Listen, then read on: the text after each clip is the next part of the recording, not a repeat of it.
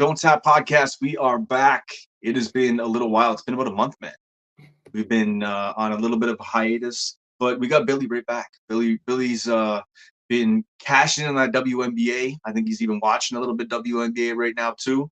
Got to be watching those games and making sure those lines are cashing and hitting. But Billy, it is an honor to have you back, and it is great to see you, brother. Great to have you get the invite sent to me here. 302 in Newark, New Jersey. Back for another pay-per-view event here, coming out for the Apex. Needed a nice little Apex tune-up card right before the break here. Try to clean it up, a little bit of action. Nice little Bellator Championship Series card. Wanted to shine some light on that one too. That was a very entertaining card in my opinion. We both did pretty well on that. Archie made me sweat that decision prop I had because I thought he was going to finish that fight 1,000 times. But I was glad that it cashed. We got the decision on that. That Bellator card just cashed, I think, for a lot of people. There was a lot of advantageous spots for you to hit. Obviously, Patchy, whatever side you're on. I was on a Patchy sub and Patchy money line, but I'll cash that Patchy money line and take it. Close fight is what it is. Depends on how you really value the sub attempts, and I think they were pretty close. Either way, I'm not gonna. How did you see that one? I mean, for me, the word robbery is thrown around so many goddamn times. I was on the other side of the Ducati fight. Ducati was in my parlay, but I still was okay with, it is what it is. Close decision. We know what Slavi Demopoulos is. You pick her at big plus money for those reasons. Talk about those close fights, the both of them, and what your thoughts are on the weekend. The Patchy Mix one was a close fight that I thought that he won. It was just way closer than what the first fight was. So I feel like sometimes when your expectation of a fight doesn't go the way that you think it's going to go, it kind of messes up with the public perception of actually how the fight went. Like, I feel like it happens a lot with the big name stars like Patty Pimlet and shit like that, like the Jared Gooden fight. Like, I actually thought he won that fight. Vanessa Demopoulos, a lot of people crying robbery, and I've been actually hitting up comments about this because I'm sick and tired of hearing the word robbery. Close fights are close fights. You take those big plus money odds on those dogs because of the bad decisions are baked into that. That's why you take those big plus money spots. So I was on the other side of it, but I was okay with it. Big cashes on the weekend, but we move forward and we take a look.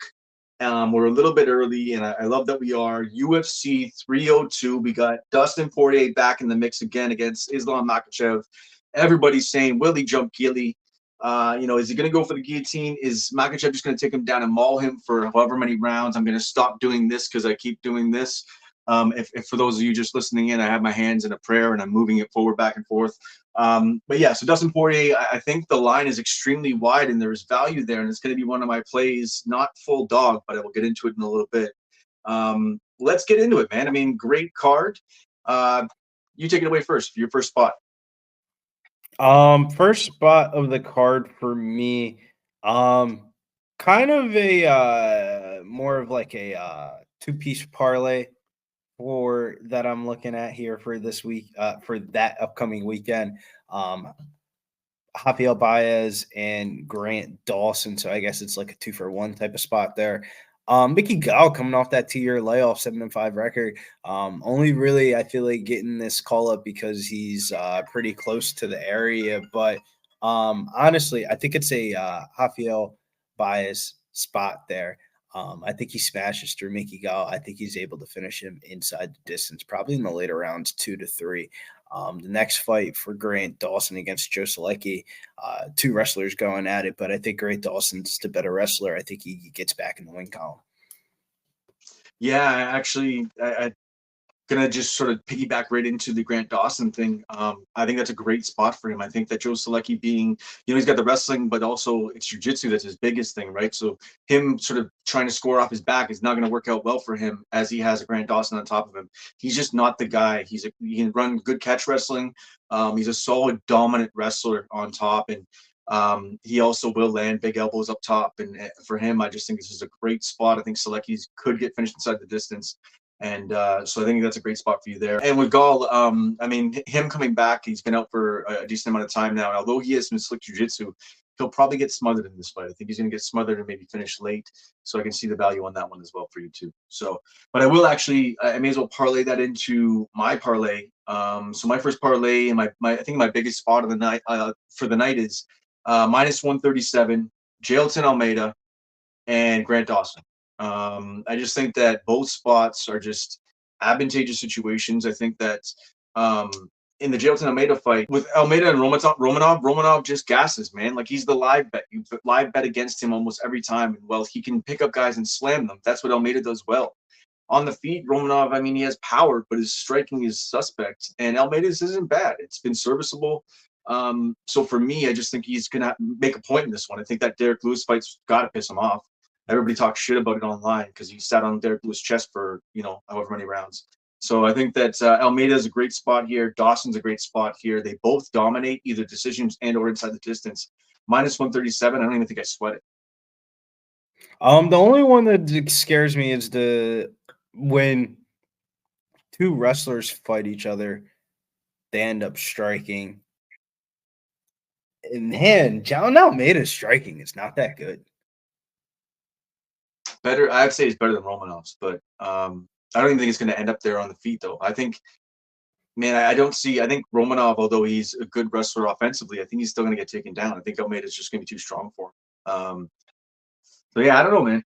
But I know I see it. It's heavyweights. So I mean, I see, I'm pretty confident. I see where you have a little bit more of a standoffish approach to it, because unless you're feeling confident on it, it's something you want to probably stay off. But what would be your second spot that you want to bring to the table? Second spot that I'm gonna bring to the table here is the Cesar Almeida Roman Kapilov fight. I was actually looking at the dog there, Cesar Almeida in that one. Thought it's one of those ones where I think it's good matchmaking. Like he's getting a striker versus striker type of battle, and he should be able to take advantage of it. I don't think that's reflective of the price tag. I line it more of a pick 'em, even him leaning towards him as a minus 120, minus 115 favorite. And I think that price tag closes more to plus 100 by fight time. So yeah, I was going to save this portion for the end of the show, but I mean, this being one of your picks, let's just dig into this one. I think that I wanted to get your input on this one. I think that it likely could end up on the feet, and I think with Almeida on the feet and Kopylov on the feet, they're pretty well. I mean, Almeida has a better kickboxing record, but it's going to be interesting to see how the MMA plays a role in this, not just being a kickboxing fight. How can Kopylov really mix in some of the wrestling, mix in maybe some takedowns? I think he should, he could definitely run away with this and look like a big favorite. At least to mix it in enough to create a different variance to his striking, right? So then you can sort of set things up a little bit differently and make it a little bit more confusing for Almeida. But I think this is definitely a level check, and it depends on what side you're on with this. And I think that the whole idea of the level check is just simple. You have guys coming in that have this clout, they have this hype behind them, they may have a specific style, whether it's kickboxing, whatever it is, where they're high level. And then they're going up against guys who've been under the lights, guys who've been, 20 fights in the UFC, whatever it is. And you got to see, is it time for the passing of the torch, or is it, no, man, you're going to be level checked and sent back. Go back to regionals. You don't belong here. So it's definitely an interesting one. I think this is a tough one, but I'm going to be on the other side of this one, man. I think that Kopilov's going to be the difference in this. And I think that the line may even work for me a little bit more. I think that money might come in on your side of it. People seeing the value on the stand-up of Almeida, and I may get a better line on it, but I'll already hit it at minus 135. Kopylov. It's one of my plays, but it's not officially on the podcast, one of my 3 plays. But I wanted to talk about this one, and I'm glad that you sort of brought a take to it, because I think that it's definitely interesting, man. Either way, it's going to be a fun fight to watch, because on the feet, there's going to be a good setup match anyways. Okay, I'm going to bring my next spot to the table. I'm going on a limb with this one. I got to do it though. I'm going to go with Philip Rowe, and I may regret this one, because the one thing that I've always sort of wanted to adhere to was fight IQ. He hasn't always shown the best fight IQ. But that being said, I think he's a better striker than Jake Matthews. I think Jake Matthews is he's just a guy I guess I like to fade. Although his wrestling's solid, he does he won't necessarily fully gas out and be out of the fight completely, but he just sort of fades in fights, right? He fades on the feet, and I think that Phil Rowe can take over in those situations. And I know I'm sort of banking on him to make the right decisions, but I also love how much jiu-jitsu he's been doing. I know he's solo with the jiu-jitsu, and I know he lost a lot of like he has red all over his Tapology, and it's all losses in grappling tournaments. And I don't care that he's lost. I'm glad that he's doing this and constantly working on his grappling. So I I just mean, think look he's at the gonna have people a that great. he's grappling, man. I mean, Gordon Ryan, Craig Jones, Yeah, man. Nicoletti, Cody Steele. Like these are all legit, like IBF, whatever you call them, champions. 100%. So I just think that there's some value at the plus 130. I can see if people want to fade me on this one because of decisions he's made in the cage in the past against Magny. I get it. But that being said, I'm going to go with it. I like the plus 130, and I think I may even get a better line on it later on in the week again. So give me Phil Rowe. I just think that he could do enough in the grappling to at least get back to the feet if he were to find himself on his back. And or still find he's sort of tricky in the clinch off the cage. And his striking is pretty solid, man. It's the decision making that's the problem. I think he's the better athlete. He lasts longer in fights, and I think there's value in the dog. So, what's your thoughts on this one, Phil Rowe against Jake Matthews? Yeah, man, I want to ride with Phil Rowe, but I don't know. Something about it that's making me hesitant to pull the trigger. Maybe he isn't as good as I really thought he was because his wins in the UFC are really low level, man. I mean, Jason Witt, Irene Koski, Nico Price. Well, declining Nico Price. I get it. Jake Matthews is coming off that loss against Michael Morales, but I thought that was a gritty performance, man. I thought he was going to get finished in that fight. He's been kind of somewhat on a bounce back. He's been in the UFC for so long. I mean, eventually it's all going to click.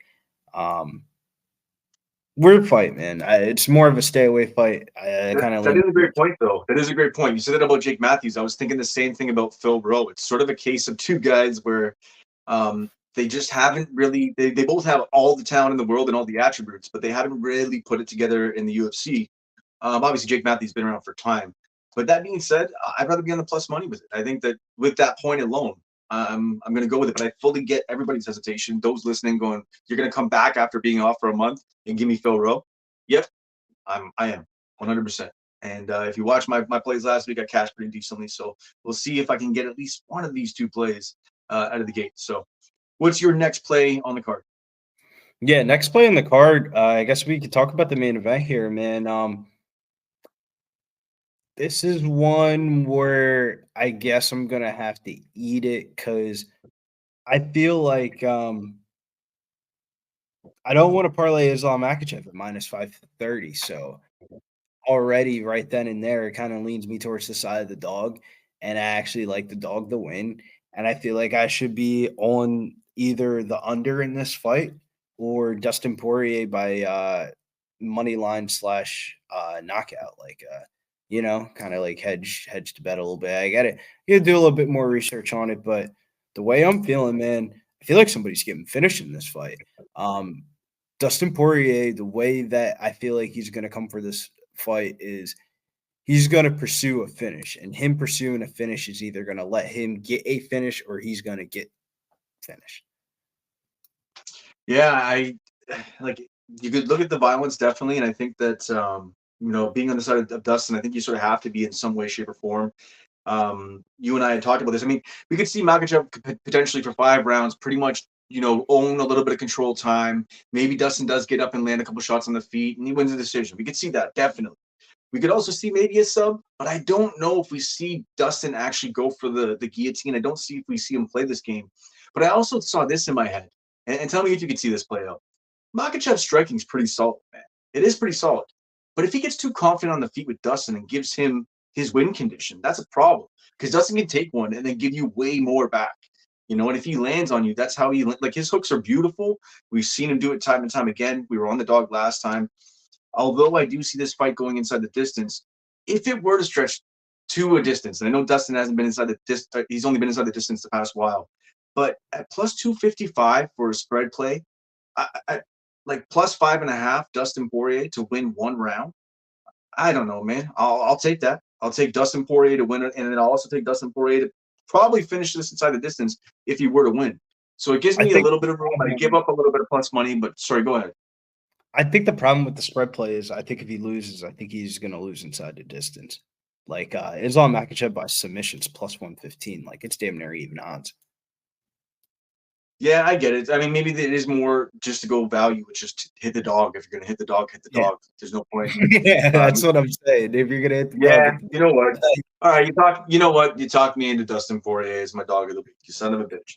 I was gonna go with the Phil Rose. You might even shift everything on me here because it's not that I try to always find a dog. If I can't see a dog, I won't pick a dog. But I mean, I like the Phil Rowe play. But I mean, you are right. There's no point in losing the value on the price of Dustin right now. If you're gonna go it, you just put your balls on the table and go for it. And I think that he's shown time and time again he's willing to fight for himself, his family. People call him out and say that he was done. This millionaire that didn't want to do it. They were saying this Frenchman who was special forces was getting off the helicopter and jumping into the cage to take him out and finish him. That did not happen. That did not happen at all. And for me, although Makhachev is so solid, I just think eventually someone's going to catch him. And why not Dustin? So I'm with you. I see it. So your official play, you're going Dustin Poirier, dog? Yeah, Dustin Poirier money line. All right. I'm with you on it. I'm going to get talked off of being conservative and just dig in. We'll call Dustin Poirier the Donttap dog of the week. Love it. The only reason why I feel like he has a chance is the one time we seen Islam Makhachev invincible inside the octagon. That southpaw stance. Dustin Poirier can throw it, baby. Throw that Fair enough. Louisiana left hook and get him on out of here. The total on this fight set at 1.5 total. So they're telling you this isn't gonna go long. Like what if Islam takes him down? And I know that we expect Islam to dominate, and then Dustin just gets back up because all he's been focused on is his get-ups. And he gets back up right away, and they're on the feet for even a stretch of time. How are we feeling about this line? That line's going to move real quick. Even if it fluctuates back again, it's going to move real quick again. And it's like, you know what? You're right, 100%. Dustin Poirier, dog of the week. Let's go. So the other lines I was looking at, there was some potential prop lines I like. I think I'm still on Almeida. I think Almeida finishes this inside the distance. I may look at live with that and play some games with it on that, but I may just leave him in the parlay and call it a day. The other one was Strickland by decision. I want to see what the line is on that. I think that he plays, although he might apply pressure to Costa, I think he still plays a smart boxing game, plays inside that shell, and just wins the decision in that fight. Yeah, I like that. I'm writing that down right now. I just think it's a play, man, because usually when you see a guy who has better striking, like Strickland, who's gone to decision time and time again, against a guy like Costa, who's got more power, he's just going to outstrike him. He's going to play a striking game. I'd rather play probably the decision line than the money line, to be honest with you. What's that? I'd rather play the decision line than the money line. 100%. I mean, if it happens inside the distance, it does. But I just think that Strickland by decision is probably one of my. I just feel really strong about that on the card. So it's one of the first things that popped out to me when I looked at the card. So, but yeah, man, I think that's the spots. Like looking at Kopolov, we're on either side of it, but it's the level check. It's one of us is going to be on either side of it. The level check of the week. We got Cesar Almeida against Roman Kopolov. 2 kickboxers. It's going to be likely one of 2 things: either electric, or unless you like kickboxing, you may be bored by it.